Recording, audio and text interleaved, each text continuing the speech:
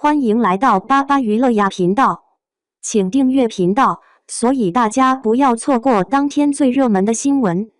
我们今天的时事通讯包括以下内容。欢迎来到巴巴娱乐呀频道，请订阅频道，所以大家不要错过当天最热门的新闻。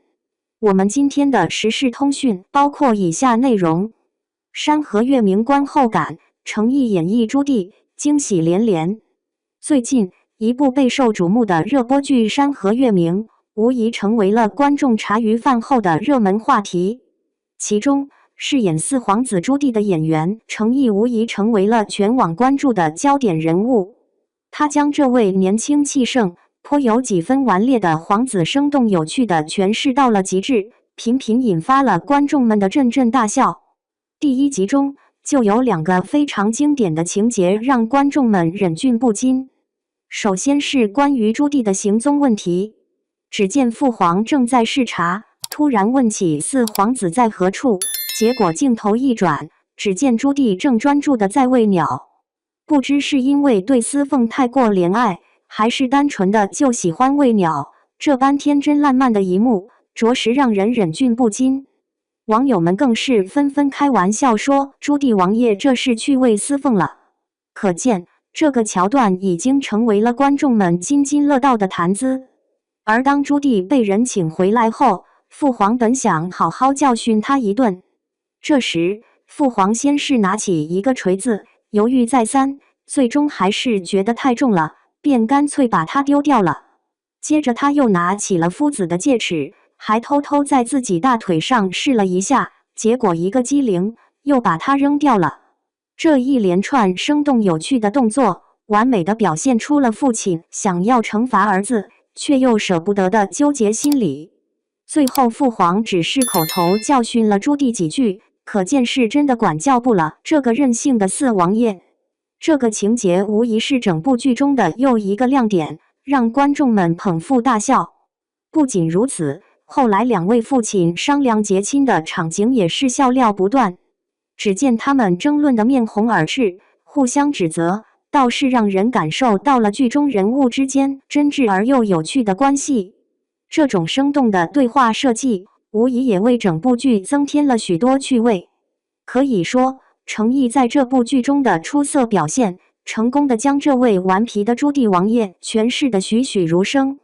他将这个年轻气盛的皇子塑造的既有几分王者风范，又不失一股灵动可爱的气质，堪称是人物塑造的典范。而这些温馨又富有喜感的细节，也为整部剧注入了无穷的趣味。值得一提的是，朱棣王爷的一些皇家顽劣行径，也引发了观众们的热烈讨论。比如有人就戏称，朱棣王爷对司凤的关照可能超出了兄妹之意，暗示他对这位女眷可能另有不可告人的心思。又或者有人调侃说，朱棣王爷这个喂鸟的举动，莫非是想要寻求一种逃离繁重责任的方式？总之，这些有趣的脑洞也引发了不少观众的深度思考。不过，即便朱棣王爷时常顽皮出格，但他毕竟也是一位年轻的皇子，更多的时候还是展现出了一些温情脉脉的一面。比如在和自己父亲的那些互动中，就可以看出父子二人之间颇有几分可爱的默契，充满了生活气息。这种真挚的父子情怀，也让整部剧增添了更多的温暖。另外，还有一些观众认为，朱棣王爷的一些顽皮行径，也许并非出于纯粹的坏心眼，而是源自于他内心的某些担忧。毕竟，身为一个皇子，他承担的压力和责任可想而知。也许他内心其实也有些迷茫和不安，所以才会时常做出一些逃避性质的行为。这种对人物内心的深度剖析，无疑也让观众们对这个角色有了更为立体和全面的认知。总之，不论是喂鸟的逗趣桥段，还是父亲教训儿子时的纠结心理，亦或是两位父亲的口角互动，都让观众们大呼过瘾。程毅出色的演技，更是将这位顽皮的朱棣王爷诠释得淋漓尽致，深受观众们的喜爱。相信只要继续追下去，定能看到更多让人捧腹大笑的精彩桥段。